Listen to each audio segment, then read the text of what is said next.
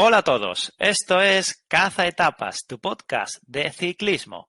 Aquí estamos, otro programa más, en el 37º de la segunda temporada, en el espacio dedicado a los amantes de las dos ruedas. Soy Pablo Pastor y me acompaña, como siempre, Pau Hernández. Hola, Pau. Hola gente, aquí estamos una semana más, como siempre digo, y una semana, Pablo, la que tenemos recorrido del Tour de Francia. Del último programa hablamos del Giro de Italia, venimos con el Tour, y un Tour que, ¿por qué es el Tour, no, Pablo? Porque si no, nada que ver con el Giro, ¿no? La emoción que teníamos con el Giro de Italia en el Tour no es precisamente lo que nos deja el recorrido, nos deja más bien un poco decepcionados, ¿no? Sí, llamarlo recorrido ya es también ser optimista. Osados. Ya sabéis que nos podéis seguir tanto en Twitter como en Instagram, @cazetapas_. Uníos a nuestro grupo de Telegram, Cazetapas Podcast, para comentar la actualidad del ciclismo, poniendo en la lupita o clicando en el enlace que habrá en la descripción del programa. Podéis escucharnos tanto en iVoox, en Spotify, en Google Podcast, en Amazon Music y en Apple Podcast. Allí podéis suscribiros. Muchísimas gracias por las últimas suscripciones. Estamos muy contentos. Darle a me gusta o comentar como han hecho algunas personas esta semana. Esta semana tenemos 5 comentarios en el último programa sobre el Giro de Italia y el primero es de Rodolfo que dice, gran recorrido a priori. Esperemos que sean valientes y no se esperen a Lavaredo para atacarse. Bueno, al final las carreras son así, ¿no? El recorrido es muy atractivo, con pocas etapas, podríamos decir, de las light, de las que no hay emoción, pero como bien dice Rodolfo, los ciclistas son los que se tendrán que mover y también a ver qué equipos vemos, ¿no? Que si vemos alguna de las grandes figuras, se habla de Roglic, se habla de Benepul, vamos a ver, ¿no? A quién vemos y qué equipos van también y con qué rosters. Hmm. Seguimos con un anónimo que dice, buen programa, Giro para valientes, Giro para el landismo. Otro aficionado al Mikel Landa que anima al vasco, que la temporada pasada fue tercero en el Giro de Italia y por recorrido la verdad que se adapta bien a sus condiciones. Eso sí, vamos a ver, ¿no? Porque habrá que hacer un análisis cuando sepamos que compite, porque como venga Benepul o Roglic, difícil para Landa. Mucha crono para Landa. Eso también. Continuamos con otro anónimo que dice, chicos, cada vez hacéis mejores programas. Y ahora me planteo una pregunta. Viendo el recorrido del Giro, 3 contrarrelojes, ¿no le resultará atractivo a Van Aert intentar llevarse la maglia Chiclamino del próximo Giro? Luego, sin perder altura, ayudar a Vingegaard o Roglic. Pablo, ¿qué le dirías tú a nuestro oyente anónimo? Que en primer lugar, gracias por su apoyo. Nos anima a seguir. Y sí, aquí ya lo dijimos, que Van Aert podría llevarse la Chiclamino, de las 3 contrarrelojes por lo menos 2, si no las 3, y plantear otro calendario. De hecho, esta semana ya ha dicho el director deportivo del Jumbo que está encima de la mesa que Van Aert vaya al Giro de Italia. Sería para mí una sorpresa, ya lo digo ahora, un Van Aert porque en el Tour de Francia yo creo que fue vital, ¿no? Para el equipo, para que Hmm. Vingegaard se llevara este Tour de Francia. Viendo el recorrido del Tour, pues Van Aert sí lo puede hacer bien porque es un corredor, lo decimos aquí, una navaja multiusos, pero al final nuevos objetivos son ciclistas que son muy buenos, que lo que quieren es ganar. ¿Y por qué no? Lo que pasa es que el Jumbo tendrá un gran equipo, Pablo, pero supongo que su objetivo número uno para la temporada 2023 era volver a ganar el Tour de Francia, ¿no? Porque es la Hmm. carrera número uno. Y Van Aert fue pieza clave, por no decir que fue el mejor ciclista del Tour, aunque no lo ganara. Seguimos con Leonardo Rodríguez Garrido, que nos deja 2 comentarios, y el primero de ellos es, ojalá Roglic tenga como objetivo el Giro, y si va, que lo gane, se merece un poco más que sus vueltas, unas vueltas que están muy bien en su currículum.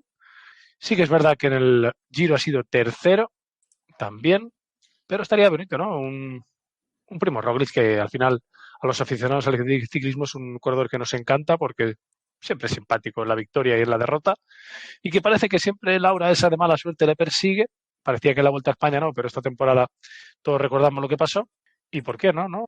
Pueda ir al Giro, yo creo que será un gran objetivo, viendo que Vingegaard seguramente va a ser la baza del Jumbo en el Tour, porque es el ganador y tiene que intentar repetir. Tener aquí a Roglic estaría bien, ¿no? y después nunca se sabe. Igual poder participar también en la Vuelta a España es una de las opciones. Y finalmente el otro comentario de Leonardo Rodríguez Garrido que dice, aparte de Remco y Roglic, está Almeida, que con tanta crono será el tercer favorito. Hombre, Leonardo, ojalá Remco Roglic vayan al Giro, ¿no? Para nosotros sería un auténtico placer y seguro que la carrera sería muy vistosa. Además sería como la segunda parte de lo que pasó en la Vuelta, que no pudimos ver el final por culpa de la caída de Roglic, y estaría muy bien. Y sí, Almeida la verdad que es un gran ciclista. Ya decimos aquí que es el espectro porque aparece cuando le da la gana, va a su ritmo y sí, puede ser uno de los corredores favoritos al Giro de Italia, dependiendo de los participantes. No, pero Almeida, ya hablaremos cuando hagamos las valoraciones de la temporada. Tampoco es que haya destacado en exceso en las cronos este año, ni en montaña ni No, en crono. no, la verdad que el espectro se ha movido un poco.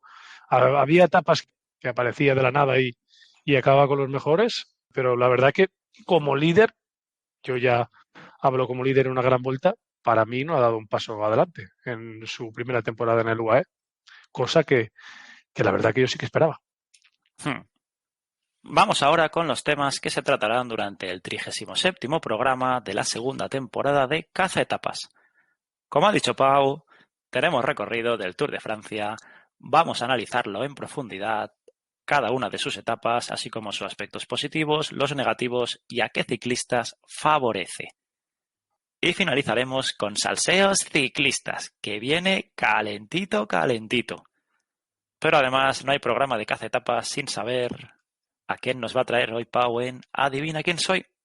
Pues la primera pista de la divina quién soy hoy es, además relacionada con este Tour de Francia que empieza en el País Vasco, es que nuestro corredor incógnita es uno de los ciclistas con más victorias en la Vuelta al País Vasco, con 4.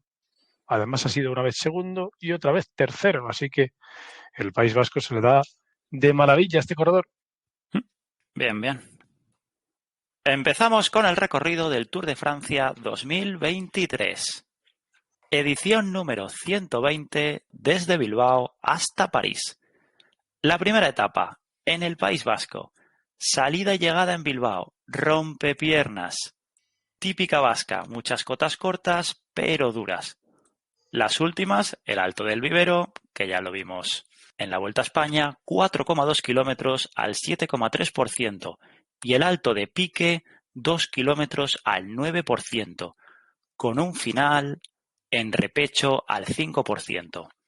Gente como Van Aert, Alaphilippe, Van der Poel, aquí ya puede haber diferencias. Esta primera etapa, Pablo, que viviremos en el País Vasco, tierra de ciclismo por antonomasia, que parece tener un recorrido un poco de clásica, ¿no?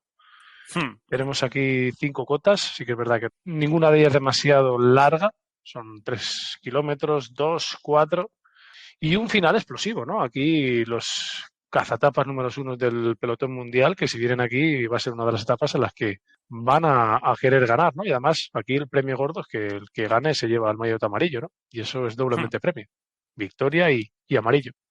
Y aquí un Van Aert que si viene al Tour de Francia, que yo espero que sí, va a ser el favorito, ¿no? Y un Matthew Van Der Poel también, si está en forma. A la Philippe, ¿no? Que esta temporada la hemos visto un poco por temas de lesiones y caídas, no lo hemos podido ver.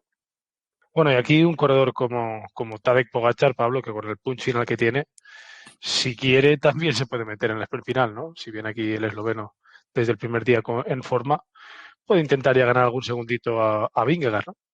Desde luego. Pero si tiene a Van Aert ayudando, lo tendrá complicado. La segunda etapa, de Vitoria a San Sebastián, 209 kilómetros, la más larga del Tour de Francia.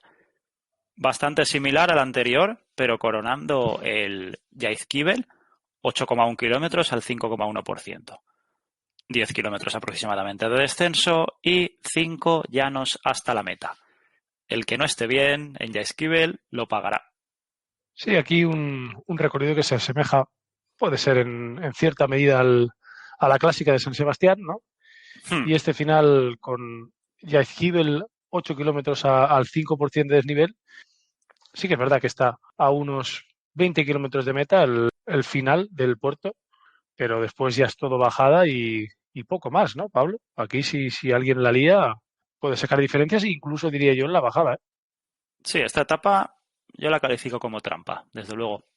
Y aquí una etapa también, Pablo, que si se hace una escapada de calidad, puede también llegar al final, ¿eh? Hmm. La tercera, última salida desde Euskadi. Rompe piernas al inicio, con un tramo francés más llano. Debería ser al sprint, pero quizás no llegan todos. Sí, aquí un corredor como Mats Pedersen, que si viniera aquí al Tour de Francia sería uno de los favoritos, ¿no? Hmm. Porque es una etapa en la que los grandes sprinters pueden sufrir, sobre todo teniendo en cuenta que hay una última cota a 20 kilómetros de meta, la cota de Saint-Pierre-Sur, que sí que es verdad que son solo 4 kilómetros al 3,1% de desnivel, pero que si alguno de los equipos que tienen sprinters que suban bien pueden liarla, ¿no? También estoy pensando en un Loto con Caleb Ewan si viene en forma, aunque viendo Hmm. lo que ha hecho esta temporada el Loto, me cuesta verles delante. Esperemos que se pongan las pilas, ¿no? Quizá también aquí un equipo como el de los Lobos, el Quick Step, que en estas etapas lo puede hacer muy bien, ¿no? Porque son etapas rompepiernas, etapas un poco trampa, y viendo lo que el resto de recorrido que hay en este Tour de Francia, Pablo, los equipos así un poco que les guste ganar y les guste estas etapas tipo clásicas, ya pueden aprovechar territorio vasco, ¿eh? Sí, Bahrein también a la aventura. Desde luego, hay que jugársela. Education First también. Hmm. Continuando con la cuarta, en el sur de Francia, llana con llegada en el circuito automovilístico de Nogaro, con una recta final de 800 metros. Bueno, Volata sí o sí. aquí ya viene la primera etapa en la que se van a jugar las habichuelas, los grandes sprinters. Veremos si vemos a Cavendish que ha estado en la presentación del recorrido del Tour. Yo creo que aquí obviamente vamos a tener a Fabio Jacobsen, que es si no es el mejor sprinter del mundo, está entre los tres mejores segurísimo. En el Alpecin supongo que tendremos a Jasper Philipsen. Y lo que he dicho antes, Caleb Ewan, supongo que Cavendish también estará. Y aquí a ver si Cavendish hace el récord, ¿no? Supongo que en el Quick Step con Jacobsen intentarán que no lo consiga. Sí, además no ha acabado muy bien esa relación, por lo tanto, habrá pique. Sí, sí, será interesante. En la quinta etapa empiezan los Pirineos. Realmente los puertos que hay son de alta montaña, pero con el recorrido que hay se queda en montaña a secas. Inicio llano, a mitad de etapa se sube el Col de Sudet, 15,1 kilómetros al 7,2%, 35 kilómetros llanos aproximadamente, y se sube el Col de Magui Blanc, 7,7 kilómetros al 8,6%. Bajan 11 kilómetros y 7 llanos hasta la meta. Mucha distancia entre los dos puertos, así que fuga y los favoritos, yo no sé ni si se moverán, como mucho al final. Aquí si tuviéramos a Remco, que es un liante que le gusta montarla desde lejos, pero la verdad que es da un poco de pena, ¿no, Pablo? Porque Sí. tenemos aquí sobre todo al Col de Soudet, que son 15 kilómetros al 7,2% de desnivel, que está en mitad de etapa, ¿no? Pues un Sí. poco pierde sentido, ¿no? Y después lo que tú dices, muchos kilómetros más en llano y el Col de la Marie Blanche, que también es un puerto que es corto, pero intenso, son 7,7 kilómetros al 8,6% de desnivel, pero que, claro, el pico está a 20 kilómetros de meta. Hay una bajada aquí difícil, ¿no? Como favorito lanzarse. Sobre todo ahora estoy pensando en un Pogacar que intente sacar ventaja con Vingegaard, pero claro, el Jumbo es un equipazo. Y me cuesta creer que Vingegaard se pueda quedar solo estando los puertos tan separados y habiendo tanta distancia, ¿no? Así que yo creo que será lo que tú dices, una etapa para escapadas. Eso sí, escapada de nivel. Gente que a lo mejor quiera ese maillot en puntos. Aquí puede sacar un buen botín, pero en cuanto a los favoritos, me cuesta verlo, ¿no? Escapada de nivel, pero con compañeros de equipo en ella, porque con todo lo llano que hay, es imposible que un escalador puro, aquí estoy viendo un Thibaut Pinot, pueda estar todo ese tramo tirando. Sí, por ejemplo, algún corredor del Jumbo, tipo un Tobias Foss, si está en formas. Este final de temporada ha estado impresionante. Quizá en el UAE, yo que sé, un corredor como puede ser Brandon McNulty, ¿no? Hmm. Y lo dicho, Sí, al final el Ineos que también debería meter algún que otro ciclista, veremos quién trae el Ineos y si podemos ver a un Egan Bernal. Yo creo que si tuviéramos a un Egan Bernal en forma sería muy interesante el Tour, junto con Vingegaard y con Pogačar. Y lo dicho, los mejores equipos metiendo gente por delante, también quizá un Movistar, que no lo suele hacer, pero que yo creo que debe cambiar un poco su metodología de plantear las carreras, de meter a gente por delante, sobre todo porque Enric Mas, en cuanto al terreno plano, necesita ayuda, ¿no? Si tuviera cualquier problema. La sexta etapa es la segunda y última en los Pirineos. Comienzo llano, en la mitad encadenados el Aspen, 12 kilómetros al 6,5%, y el Tourmalet, más de 2.000 metros de altitud, 17,1 kilómetros al 7,3%.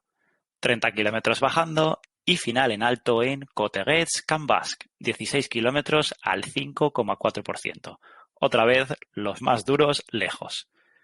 Fuga sí o sí y los favoritos, como mucho, los 3 kilómetros finales que son más exigentes. Segunditos y ya está. Y es una auténtica lástima, ¿no? Porque una etapa en la que está el Aspen y el Tourmalet, que es un desastre, ¿no? Un Tourmalet que lo veremos en el Tour de Francia femenino, ser final y será un etapón. Y que aquí si fuera el final de etapa sería un final de fiesta impresionante, ¿no? Acabamos aquí en Coterets, que es un puerto largo, 16 kilómetros, pero claro, al 5,4% del nivel. Esos últimos 3 kilómetros sí que son más intensos, con más desnivel, pero Pablo, es como poner mucha dinamita, pero no encender la mecha, ¿no? Aquí yo creo que hasta el momento es la mejor etapa, pero como tú dices, los favoritos me cuesta que algún equipo la intente liar desde el Tourmalet, ¿no? Y después en el Coterets, un corredor como Pogačar y Vingegaard, poca diferencia pueden hacer entre uno y el otro, ¿no? Corredores también como quizás Richard Carapaz, si viene con Education First, un Egan Bernal si está bien, Enric Mas, aquí entre los más buenos, poco a decir, a priori. Sí que son los 3 últimos kilómetros por encima del 10%, pero sí, no creo que sean más de segundos, ya que el resto es más llevadero. Lo que tú has dicho, otra etapa que nos deja con ganas de más. Eso sí, aquí me cuesta ver a alguien que no sea un favorito llevarse la victoria de etapa. Sí, eso sí. La séptima, bastante llana, con final en Burdeos. A lucirse los sprinters otra vez. Segunda etapa clara para los sprinters y no, ese duelo, ¿no? Que esperemos que haya entre Cavendish y el equipo Quick-Step, entre Fabio Jacobsen, y a ver si Cavendish consigue el récord, ¿no? Parece que el Tour ha dejado aquí bastantes etapas para que lo intente el británico. Ya estuvo la presentación, que para un ciclista que no tiene equipo es algo sorprendente, ¿no, Pablo? Parece que le están haciendo de relaciones públicas al británico. Y aquí yo continúo diciendo que para mí el favorito es Fabio Jacobsen, que si viene con un Quick-Step, que seguro que vendrá con un Quick-Step muy preparado para estas etapas, va a poder llevarse bastantes victorias, ¿no? También Jasper Philipsen, ya, bueno, los nombres típicos, no voy a decir más. Y quizá un Van Aert, que si viene con ganas de liarla, pues igual lo vemos en algún sprint masivo, ¿no? Junto con Laporte haciéndole de lanzador. En la octava creo que podremos ver a Van Aert, ya que es de media montaña hacia el centro del país, 201 kilómetros, terreno más suave al inicio, pero los últimos 80 más quebrado, con 2 cotas y un final picando para arriba. Sí, además un Van Aert que supongo que si viene al Tour de Francia también querrá repetir esa victoria en el maillot verde, ¿no? Así que lo más normal es que se meta en los sprints masivos y que en esta clase de etapas en las que los sprinters más potentes que peor van en altura pueden perder tiempo o pueden tener menos oportunidades, él sea el favorito indiscutible. Quizá, ojalá tengamos a Matthew Van Der Poel en forma y hay aquí un duelo entre los dos bichos, ¿no? Ojalá. Atención a la novena etapa. Alta montaña en el macizo central. 3.600 metros de desnivel con 4 cotas poco duras, alejadísimas entre ellas, otra vez, que culminarán con el final en alto 35 años después al Puy de Dôme, 13,3 kilómetros al 7,7%, pero los últimos 4 por encima del 11,5%. y será sin público estos kilómetros por ser un paraje protegido. Aquí habrá diferencias. Aquí pasa un poco como en Sierra Nevada, ¿no? Veremos el final, Pablo, como no pasó en la vuelta. Supongo que sí, ¿no? Que el Tour Esperemos que sí. tendrá todo en regla. Y un final que muy parecido a la anterior etapa, ¿no? Sí que es verdad que el final es un poco más intenso, hay más desnivel y que son 1 kilómetro más, ¿no? Pero la etapa no es tan dura como la anterior, la que teníamos al Tourmalet. Un Puydom que es un puerto, la verdad que bueno, son 14 kilómetros al 7,7% de nivel, que es un puertaco, pero claro, el resto de puertos del día, difícil, ¿no? Poner a la gente un poco tiesecita, ¿no? Van a llegar todos bastante bien. Además, sí que es verdad que el Tour de Francia siempre es una carrera nerviosa en la que puede pasar de todo, pero yo llegados a este punto aún no veo que un equipo, si quiere meter en problemas como hizo, por ejemplo, el Jumbo en las primeras etapas de montaña con Pogačar, jugando con Roglic y Vingegaard, que pueda castigar al esloveno, por ejemplo, ¿no? Hablando de un Pogačar, que yo, llegando hasta el punto que estamos ahora mismo, considero que es el claro favorito, ¿no? Porque estos finales así tan intensos, con ese rush final que tiene y con lo gran escalador que es, veo complicado que un equipo como el Jumbo, que lo que hizo bien es ir quemando las naves, aquí consiga meter en problemas a Pogačar o a Lua, ¿eh? Aún así, Vingegaard es un ciclista impresionante también, todo un campeón del Tour de Francia y vamos a ver qué pasa. Yo creo, ya lo dejo aquí, que esta etapa UAE querrá ganarla y la fuga que haya la intentará controlar, porque el terreno, ya lo hemos dicho, es asequible para ello y solo hay realmente un puertaco, eso sí, pero sí, esta etapa a los de la general no se le escapa, puerto mítico, el último en ganar el Tour que subió aquí fue Perico Delgado, así que la querrán tener en sus vitrinas. Sí, aquí a ver si Enric Mas en qué forma llega, ¿no? Si veremos a un Enric Mas como en este final de año, puede también estar cerca de Vingegaard o de Pogačar. ¿Y por qué no intentar ganar una etapa como esta en la que el final es con mucho desnivel y quizá pueda poner en problemas a Pogačar, como hizo en las últimas clásicas de la temporada? Además, al ser el día siguiente, el primer día de descanso, aún irán más a tope. Sí, aquí los favoritos, Pablo, no tienen que perdonar. Después se encontrarán con la 10ª etapa. Ojo, me parece una etapa trampa, de nuevo en el macizo central. Ni un metro llano, media montaña con 7 cotas, aunque las más duras otra vez están al principio. Y la realmente que tiene más porcentaje está a 30 kilómetros de meta. 25 kilómetros después descendiendo hasta meta. Gente de calidad tendrá esta victoria de etapa. Pero tiene pinta, Pablo, que la que vaya a la escapada, ¿no? Muchas cotas, pero como tú dices, una etapa en la que si en vez de poner la meta en Isoar, la pones en el cote de la Chapelle Marcus, es una etapa trampa ahí impresionante, ¿no?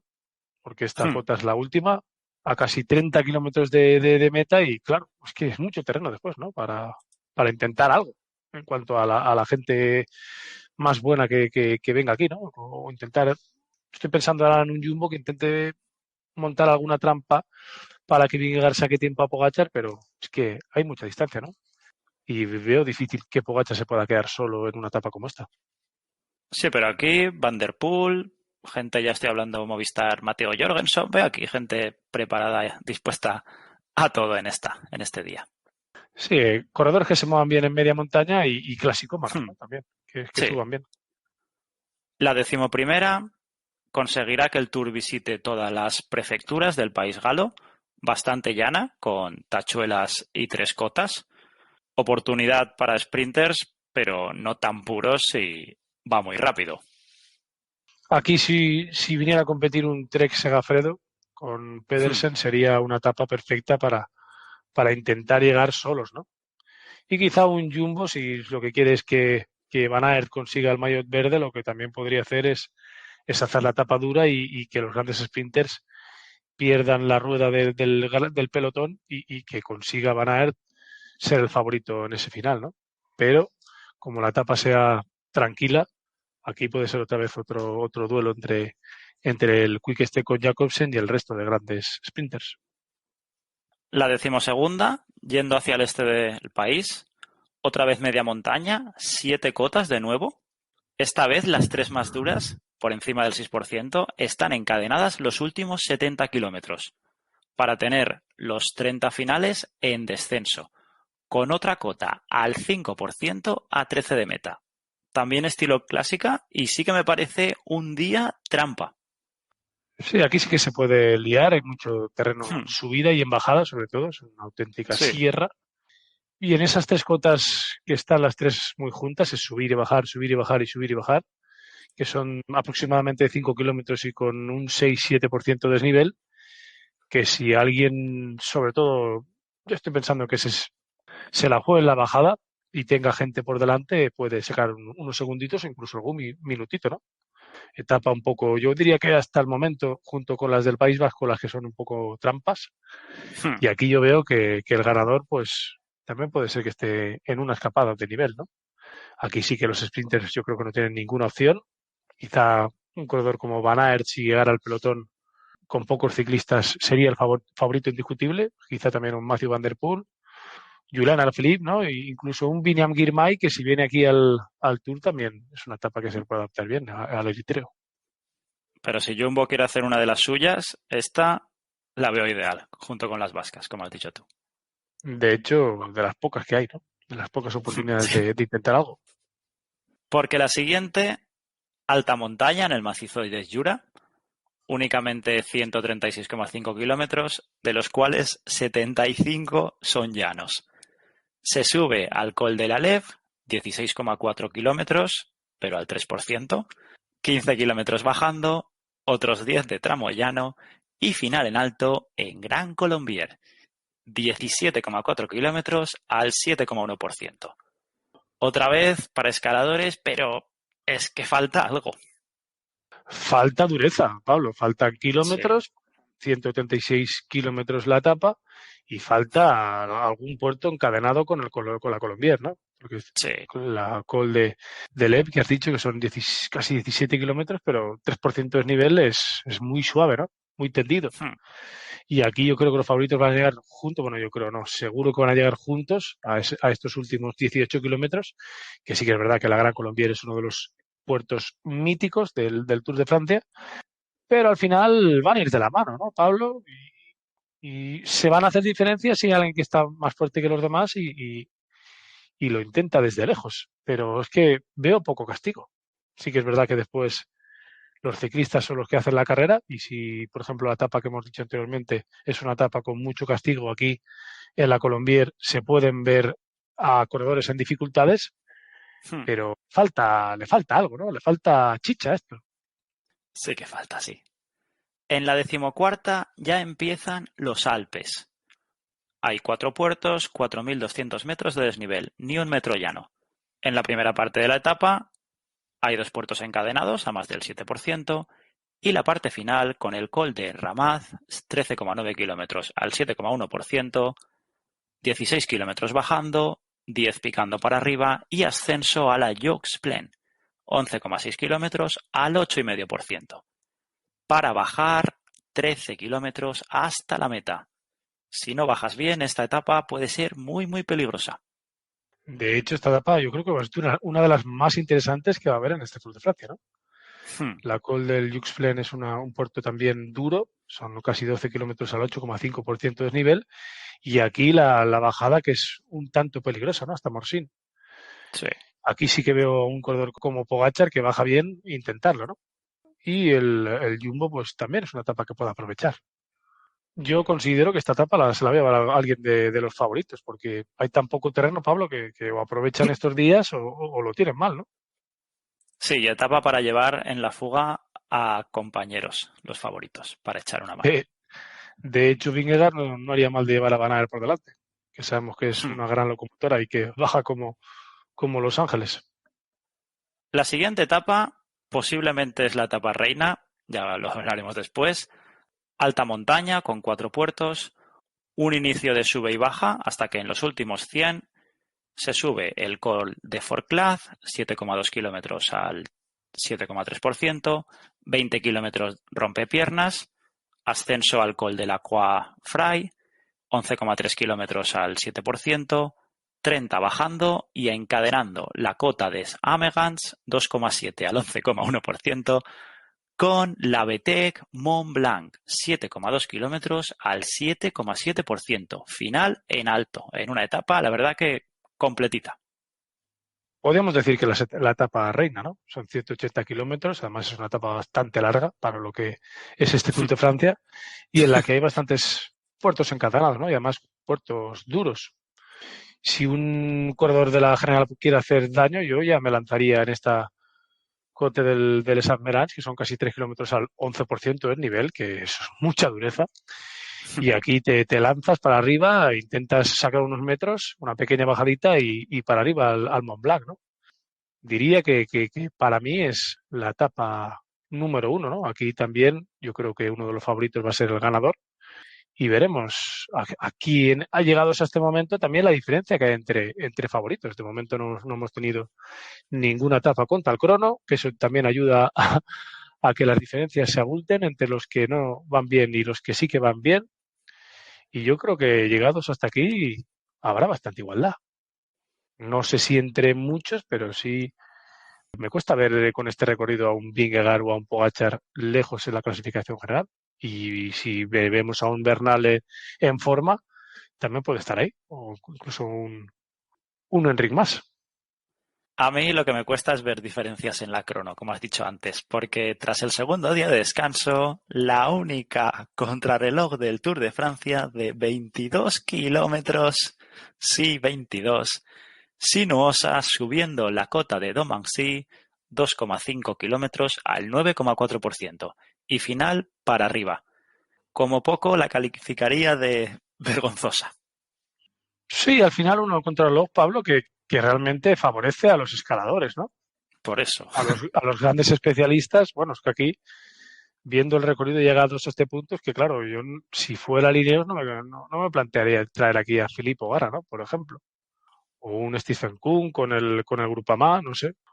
Un Viseger también con el Education First. Sí que es verdad que después son grandes rodadores que siempre te pueden venir bien, pero si aquí alguien viene a ganar una crono, lo tiene crudo, ¿no? Y aquí una crono que se adapta bastante bien a las condiciones de ciclista de Pogačar o Vingegaard, por ejemplo, ¿no? Con O esos Van Aert. 2,5. Sí, Van Aert también, aunque en esos 2,5 kilómetros al 9%, quizá habiendo 22 kilómetros tan solo, un Vingegaard y un Pogačar puedan ser más favoritos. También es una opinión que lanzo yo y que quizá después si Van Aert está en forma y saca ventaja en el resto de terreno, pueda ser el ganador. Pero lo que he dicho anteriormente, aquí yo creo que es un tour para que haya igualdad, al menos a priori. En la siguiente etapa sigue la montaña en los Alpes. 5.000 metros de desnivel, ni un metro llano. Los 4 puertos están encadenados. 2 al inicio, largos, pero sin pasar del 6%. 30 kilómetros aproximadamente bajando para subir la cota de Longuefort. 6,6 kilómetros al 7,6%. Descenderlo y ascender el enorme Col de la Loze. 2.304 metros, el más alto del Tour de Francia, 28,4 kilómetros al 6%. Y los 5 últimos kilómetros encima del 9%. Se bajarán 6 kilómetros y un rampón al altipuerto de Courchevel de 10,8%. Ya lo digo yo, este será el día de Colombia. Yo no soy tan osado, Pablo. Yo creo que este es el día de los favoritos. Y aquí, si Vingegaard y Pogačar se están jugando aún las habichuelas, aquí va a haber rock and roll. Aquí los dos equipos, UAE y Jumbo, tienen que moverse. La idea que tengo en mente es que van a estar muy juntos en la general. Yo pienso que aquí van a intentar jugársela, ¿eh? Vimos lo que pasó también en el último tour, en esa bajada, como Pogačar se fue al suelo y Vingegaard acabó dándole la mano. Y aquí parece que es una etapa en que la bajada va a ser importante, además de ese el Col de la Loze, que son casi 30 kilómetros y esos últimos kilómetros tan intensos, y esa última subida a Courchevel, que yo creo que, si no es la etapa reina, que quizá no, sí que va a ser una de las etapas más interesantes, ¿eh? Sin lugar a dudas. que además quedando tan pocos días para el final. Sí, esta para lo que es el Tour de Francia 2023 me gusta. Sí, esta no nos la perderemos, aunque siendo el Tour de Francia, Pablo, no nos vamos a perder ninguna, ¿no? Desde luego que no. La 18ª etapa, casi en Suiza, bastante llana con 3 cotas. Si hay fuerzas para controlar la fuga, día de volata. Tiene pinta que va a ser día de volata, quedarán pocas etapas para el final y aquí otra vez el duelo, ¿no? Ya veremos también, llegados a este punto, qué sprinters continúan en carrera, porque la carrera va a ir muy rápida, aunque no parezca a simple vista que va a ser muy dura, y seguramente alguno de los sprinters principales ya se habrá retirado, ¿no? Y aquí un Van Aert que si también quiere conseguir ese maillot verde en esta etapa en la que hay alguna trampita, ¿no? Alguna cotita corta, sí que es verdad que, por ejemplo, tenemos una cota a 12 kilómetros del final. Quizá el Jumbo aquí debe moverse y que Van Aert se lleve ese sprint final en un pequeño grupo, ¿no? O un grupo lo máximo reducido posible. O con el pelotón, a él le da igual, ya lo hemos visto. Sí, no, al final Van Aert, que además se acostumbra a ganar, seguro que quiere repetir ese maillot verde y lo va a intentar en todas las etapas, ¿no? Todas las etapas planas. Y más teniendo en cuenta que contrarrelojes poquitas las que va a tener Van Aert. Hmm. La antepenúltima etapa, la 19, llena de tachuelas con una cota a 30 kilómetros del final. A pesar de que la recta final es de 8 kilómetros, ni más ni menos, fuga sí o sí, muy difícil de controlar.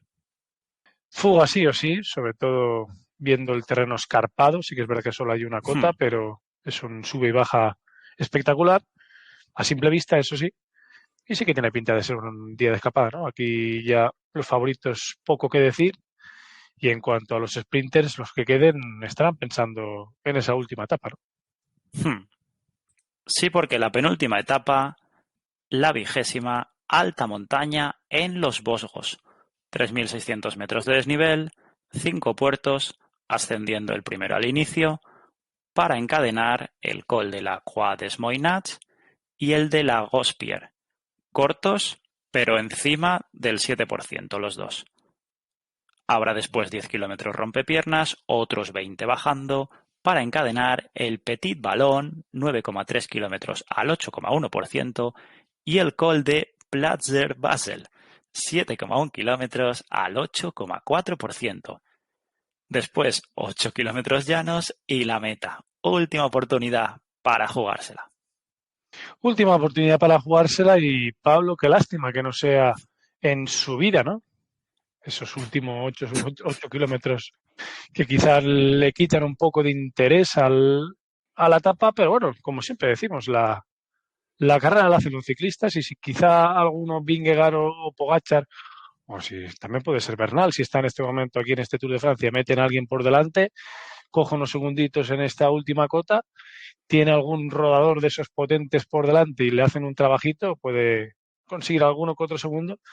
Llegados a este punto, si la carrera aún está bastante cercana, ¿no? Porque lo típico de esa última crono, Pablo, ha desaparecido aquí en este Tour.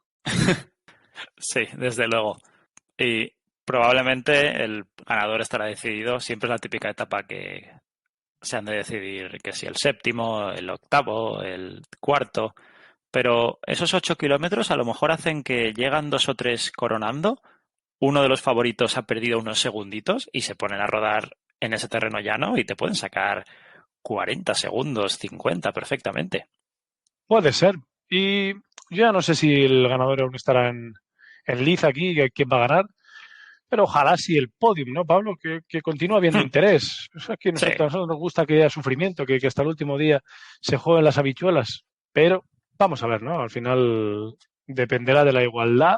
Terreno trampa no hay mucho, la verdad, a simple vista. Sí que es verdad que después, si los equipos lo intentan, siempre lo pueden conseguir. Y esperemos que hasta este día por lo menos haya algo en juego, ¿no? Aunque sea el mayor en puntos respecto a la clasificación de la montaña. esperemos que sí. Y este decepcionante tour acabará con 115 kilómetros en un perfil parecido al que habrá en los Juegos Olímpicos de París 2024 y luego el típico final en los Campos Elíseos. Sprint, sí o sí. Sí, sprint sí o sí. Y qué bonito sería, ¿no? Que Cavendish aquí no hubiera conseguido ninguna victoria, que se hubieran retirado algunos de los favoritos como Jacobsen y se jugara Cavendish aquí el récord, ¿no? En los Campos Elíseos. O que pase como en el Criterium de Singapur, que ha sido hace pocos días, que ganó Vingegaard y segundo Froome, tercero Nibali. Pablo, los imposibles aquí no, ¿no? Que haya No un veo poco de yo aquí. colegueo en el pelotón. Bueno, el colegueo. Aquí en un Tour de Francia, Pablo, toda victoria vale su peso en oro, ¿eh? Y más la de los Campos Elíseos, que después subes al podio. Yo creo que aquí el sprinter que aún esté en competición va a querer ganar. Y la volata diría yo que está asegurada. Sí, probablemente, está claro. Ahora, Pau, reflexiona y ¿qué te gusta de este Tour 2023? Siendo sincero, lo que me gusta de este Tour 2023 es que es el Tour. Y el Tour siempre será el Tour. Y los mejores ciclistas del mundo van a venir a competir aquí. Por mucho que el Giro de Italia tenga un recorrido a simple vista más interesante, el Tour de Francia siempre es el Tour de Francia. Y en cuanto a, ya podemos decir, el recorrido y cómo se adapta a los ciclistas, por ejemplo, españoles y también sudamericanos, yo creo que es un recorrido que les puede venir bien, ¿no? No digo yo que ningún ciclista español o sudamericano vaya a ganar, porque si viene Pogacar o Vingegaard lo van a tener muy complicado, pero a simple vista es un recorrido en el cual las contrarrelojes, que precisamente no son una especialidad que se le dé muy bien a los ciclistas españoles o sudamericanos, no hay muchos kilómetros. También sí que es verdad que tampoco hay una dureza excesiva, pero eso también puede ayudar a que no haya muchas diferencias y que si hay algún día que hay algún susto, puedan meterse en el podium y, ¿por qué no? Que surja la sorpresa, aunque las sorpresas aquí son muy complicadas. Así que, en plan positivo, diría que es un recorrido que quizá a ciclistas españoles o sudamericanos se le puede adaptar relativamente mejor que otro, ¿no? Totalmente de acuerdo. A mí, ya hablando más específicamente, las etapas vascas me gustan, desde luego. La décima y la décima segunda, que hemos comentado que hay 7 cotas, que no hay ni un metro llano, que pueden ser etapas trampa. Y también que en el Giro Navía que hay finales en bajada, en etapas montañosas, como ese de Morsin, que pueden ser también apetitosos. Y sobre todo el retorno del Puy de Dom. A ver, ese coloso. Sí, aunque es una etapa que quizás es casi un puerto, ¿no? Y eso le quita un poco de interés. Una de tantas. Los aspectos negativos, empezaré yo. Realmente son casi todos. Ya no hablemos de los 22 kilómetros de crono, lamentable. Ya no te digo ya de una contrarreloj por equipos o de grandes encadenados, que no los hay. Vemos mucho puerto de mucha distancia, pero no duro. Hay muy pocas etapas en los Pirineos. Cuando hay puertos duros, los vemos muchos de ellos, como el Tourmalet, en mitad de etapa, lejos de meta. Realmente, ya sabes que soy una persona optimista, pero de este Tour de Francia se puede sacar poquito. Ya he dicho antes bastante y creo que demasiado. Parece una carrera hecha para el aficionado que simplemente sigue las grandes vueltas y que, como dices tú, el Tour es el Tour y lo voy a ver sí o sí. Pero a nosotros que nos gusta ver cómo se forma esa fuga, nos gusta ver ataques de lejos, nos gusta ver equipos montándola, me parece un recorrido muy pobre. Yo, Pablo, estoy totalmente de acuerdo contigo. Sí que es verdad que después la carrera la hacen los ciclistas, pero poco rock and roll, ¿no? A simple vista. Y sobre todo lo que yo más destacaría es esa falta de kilómetros contra el crono, que siempre hace, sobre todo yo diría más al final del Tour de Francia, donde ya las fuerzas van justas y siempre los que lo hacen mejor son más fuertes. Y esa última crono que sea 30-35 kilómetros, Pablo, no pedimos 50, ¿no? Siempre hace que esos últimos días aún sean interesantes, sobre todo que en esas últimas etapas de montaña los ciclistas que van peor contra el crono lo intenten, porque saben que después vienen unos kilometritos contra el crono en el cual van a perder tiempo. Y después esa última crono siempre es interesante, ¿no? Entre los favoritos también, un Vingegaard, un Pogacar, que quizá en esta temporada los hemos visto más igualados en las carreras contra el crono, y yo creo que perdemos interés, ¿no? Diría yo, en estas últimas etapas. Hablabas de kilómetros contra el crono, pero es que realmente perdemos kilómetros, porque estaba ahora haciéndome unas sumas y solo hay 2 etapas en todo el Tour de Francia de más de 200 kilómetros. Pero es que 10 de ellas, sin contar la crono, son de menos de 170 kilómetros. No hay nada de fondo. Ya dijimos en varias ocasiones cuando hemos hablado de las grandes vueltas que parece que la moda es cada vez hacer menos kilómetros y parece que sigue en marcha, ¿no? Me parecen muy pocas etapas de más de 200 kilómetros, pero bueno, quizá si hay menos kilómetros habrá menos excusas, ¿no? Quizá de no intentarlo, porque a priori estarán, los corredores tendrán más fuerza. Sí que es verdad que después, ya lo digo siempre, la intensidad y el nerviosismo en el Tour de Francia es diferente a cualquier carrera. Y ya iremos viendo. Pero claro, pensando también en el recorrido del año pasado, el Pavés, el puente que después no fue tan puente en el Tour de Francia, pero quizá nos falta algo, ¿no? Quizá en este recorrido es peor que el del año pasado. Eso creo que es obvio. Sí, sí, te veo más optimista que a mí en este recorrido, Pau, está bien. Pero al final confío yo más en los ciclistas que irán que en el recorrido. Yo totalmente estoy de acuerdo en eso. Al final, aquí van a venir los mejores, Pablo. Sí que es verdad que seguramente no veremos a Remco y muy posiblemente tampoco veremos a Primo Roglic. Y esto es así, al menos es lo que yo creo. Pero ese Vingegaard-Pogačar siempre va a ser interesante. Y si tenemos a un Bernal también en forma, habrá que tenerlo en cuenta. Carapaz, no sé, Enric Mas, seguro, nombres muy buenos. También quizá cualquier color del Bahrein, quizá aquí vendría Jack Hay. Y vamos a ver, ¿no? Corredores vendrán casi los mejores y el recorrido es el que es, no hay otro. Siguiendo con eso, ¿a qué corredores favorece este recorrido?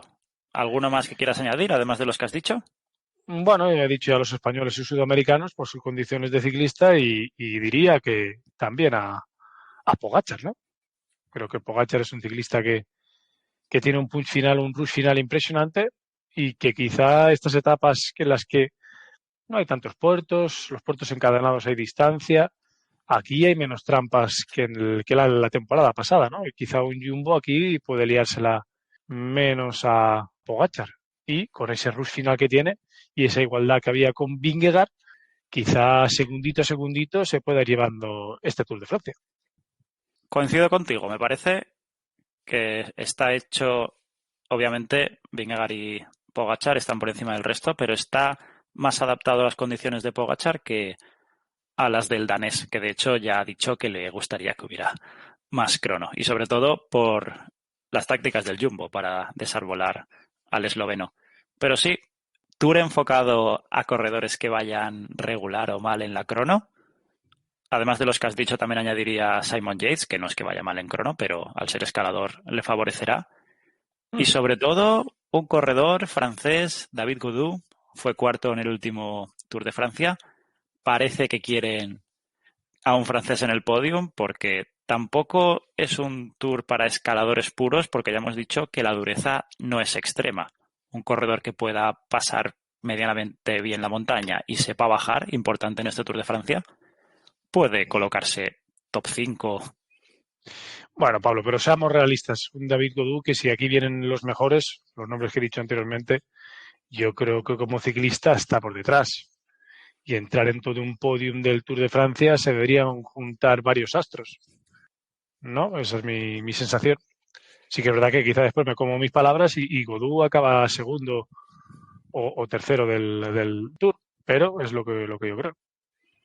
Y además de David Gaudu, ¿ves a Enric Mas en el podium o a Mikel Landa, el landismo que siempre está presente y que tanto nos comentan sus seguidores?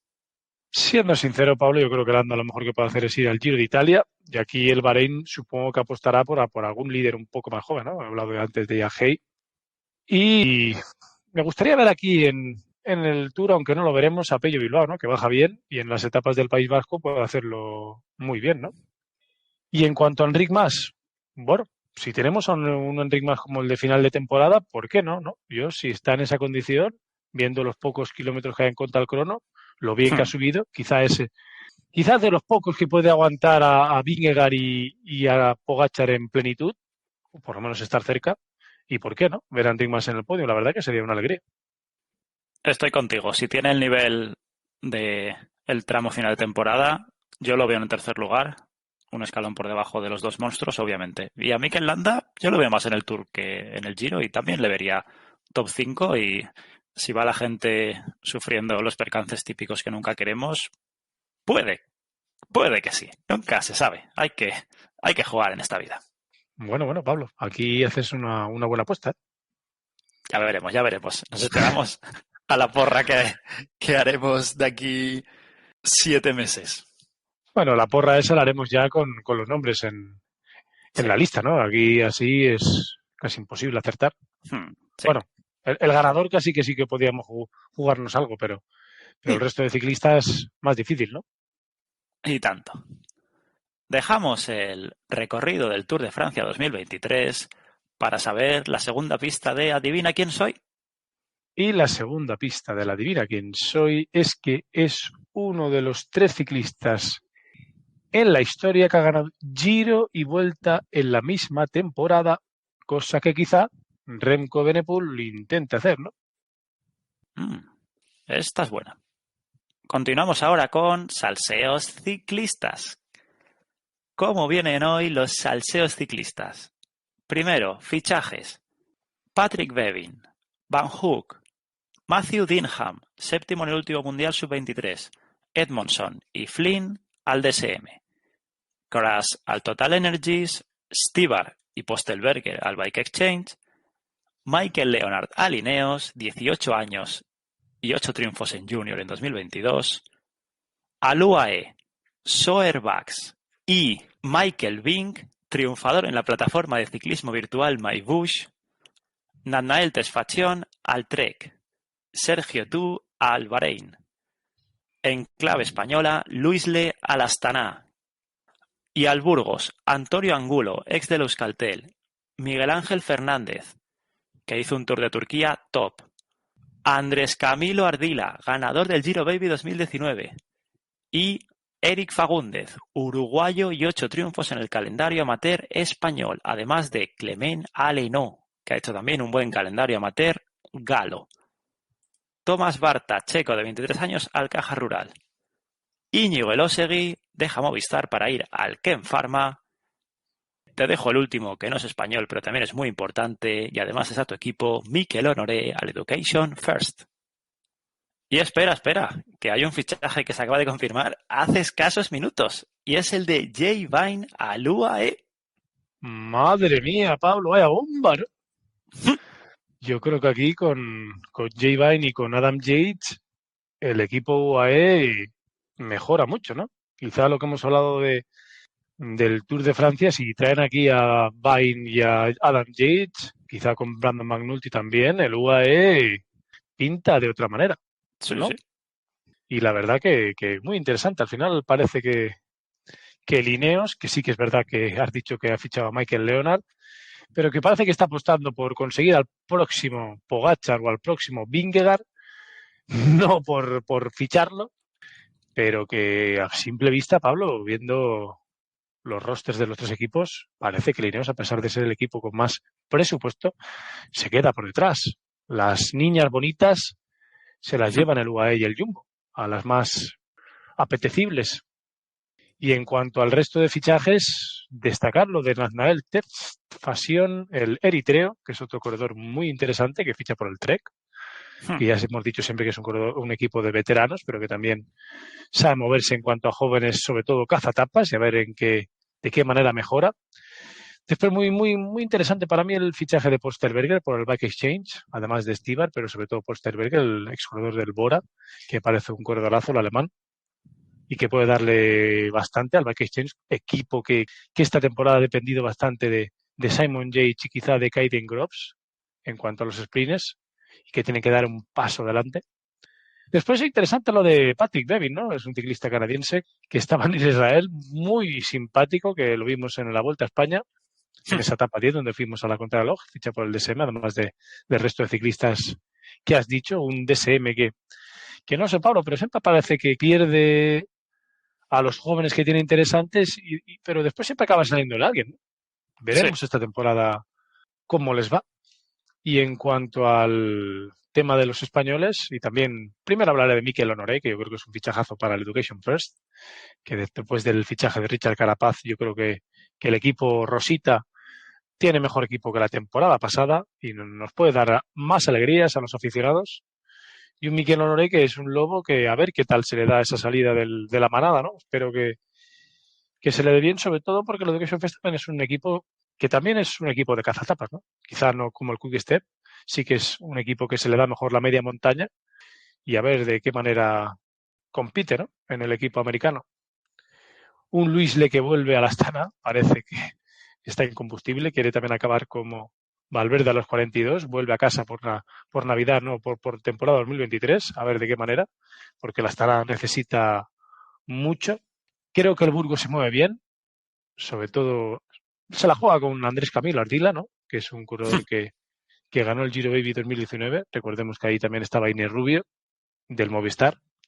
Y a ver qué tal el colombiano, que es un ciclista que necesita demostrar que ese fichaje por el UAE no fue un espejismo, ¿no? Y que es un gran ciclista. A ver el Burgos que saca de él. Un Íñigo Elosegui, que Alken Pharma también es un ciclista que el Movistar tenía esperanzas en Elosegui y que pudiera ser un corredor español de estos, no digo que fuera un cazatapas, pero sí un gregario de los que poco a poco va mejorando, de estos que están tantos años en el Movistar y que no ha sido el caso, y que quizá en el Ken Farman tenga menos presión y pueda seguir creciendo, ¿no? Continúa siendo joven.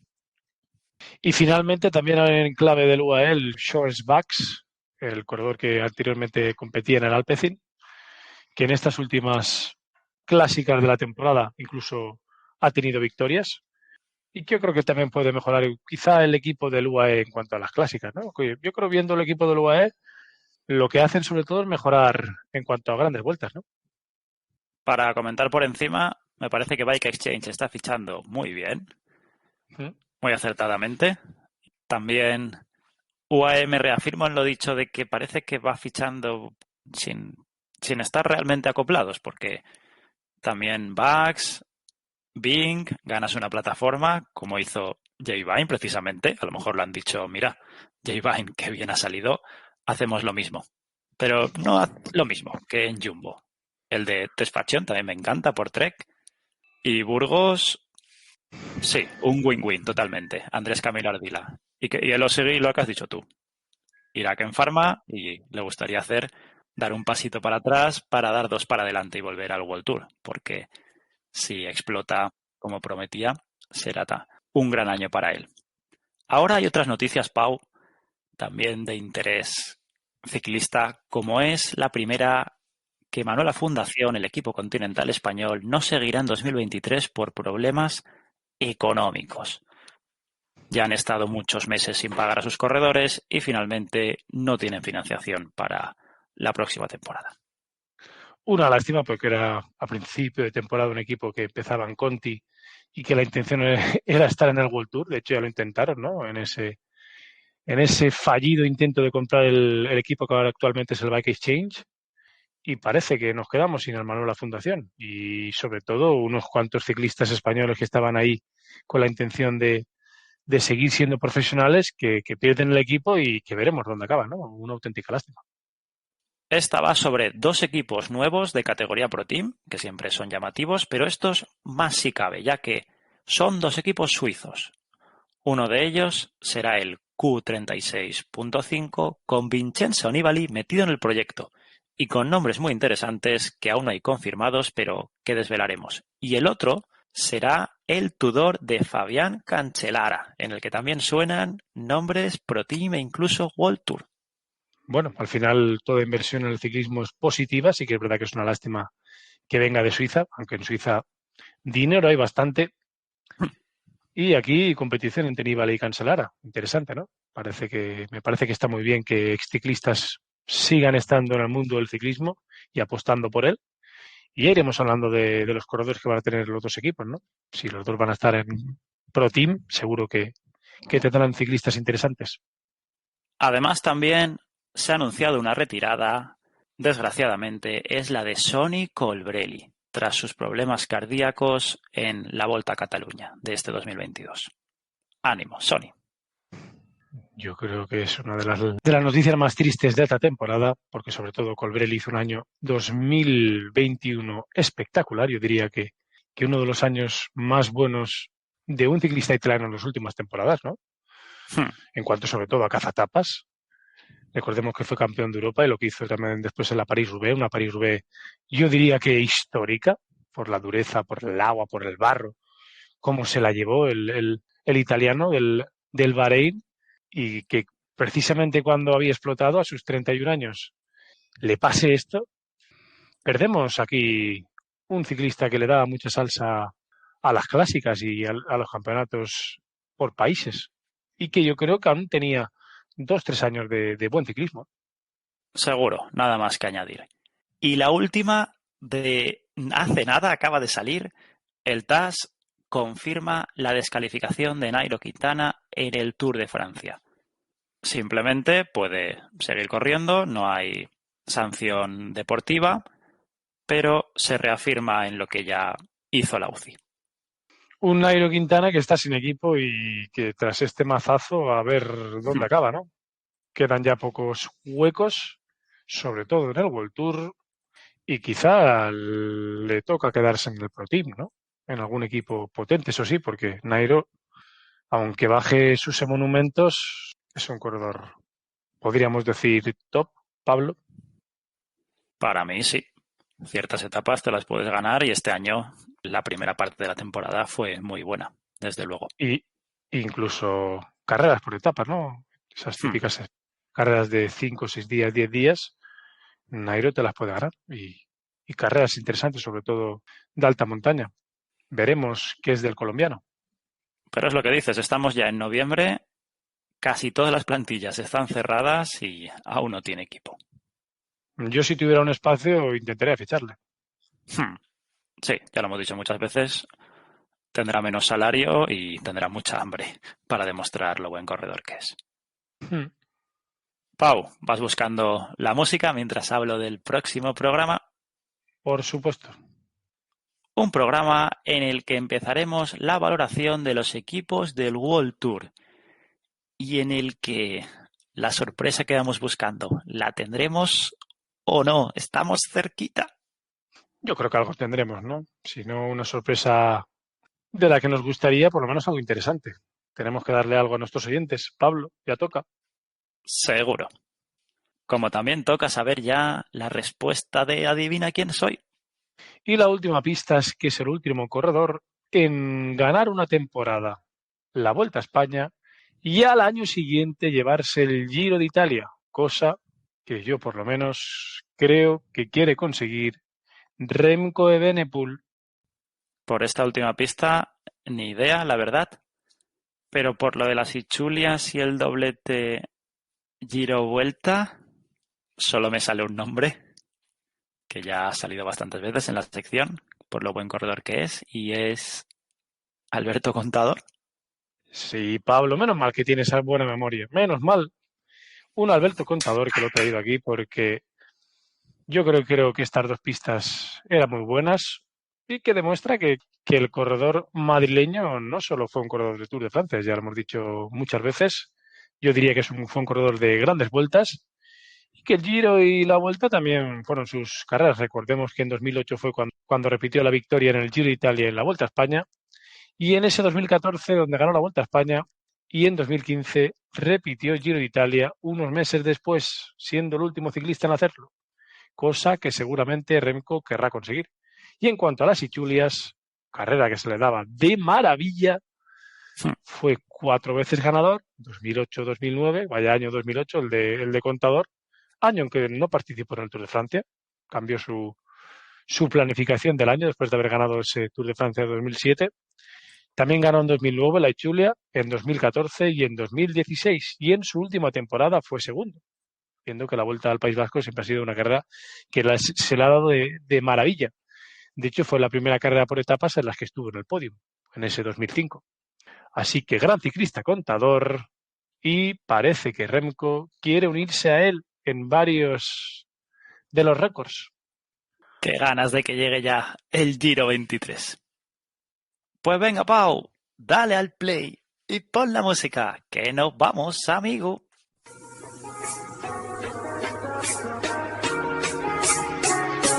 Esto ha sido todo por hoy. 37º programa de la segunda temporada de Caza Etapas, recorrido del Tour 2023 y actualidad ciclista muy completo. Ya sabéis que nos podéis seguir tanto en Twitter como en Instagram, @cazetapas_, uníos a nuestro grupo de Telegram, Caza Etapas Podcast. Podéis escucharnos tanto en iVoox, en Spotify y en el resto de plataformas. Allí podéis suscribiros, darle a me gusta o comentar lo que os dé la gana. Adiós, adiós. Hasta luego, gente. Bye, bye.